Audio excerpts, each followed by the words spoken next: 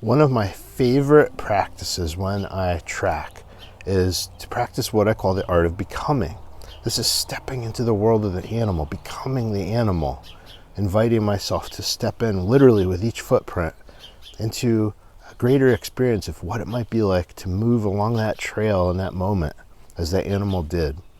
And there's physical ways to do this. You can mimic the animal. Once you get along the trail or you're in that place, you don't even need a set of tracks to do it. You can just move through a place. Imagine that you're a cat. Imagine that you're a mouse. How does each of those differences make the landscape pop out at you in different ways? How do you move through it differently because of each of those perspectives? There's a lot to that art, and I share about that in the last couple chapters of my book, Conscious Nature. You can go to the link in my bio to check that out if you want to dive really deep into that. But what I want to pull out of that practice today, from the wild wisdom perspective, is what that is teaching us on a deeper level. Because when we put on the mind of an animal as we track, that can be a very conscious routine that helps us connect and expand our perspective. But when we're done, we take that off, right? We go back to our everyday life. And I know that when I do that, I'm always enriched with new insights. So I'm not quite the same as when I first went out to track. I'm bringing something with me from that trail.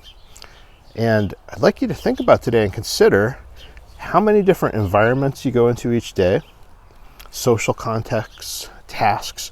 All of these involve different mindsets, right? They're each very different and unique often. And we pretty much fluidly put these mindsets on and off as we go throughout our day.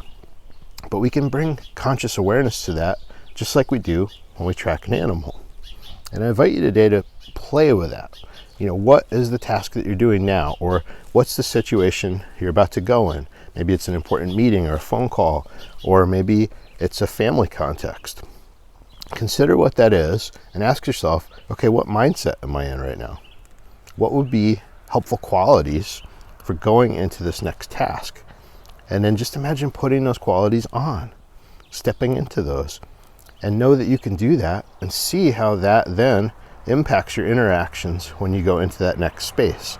So something to play with, and let me know how it goes for you.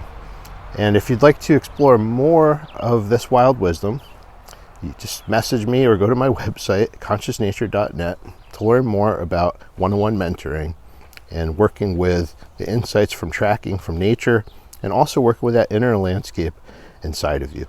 All right, be well. May your journeys in nature nourish you.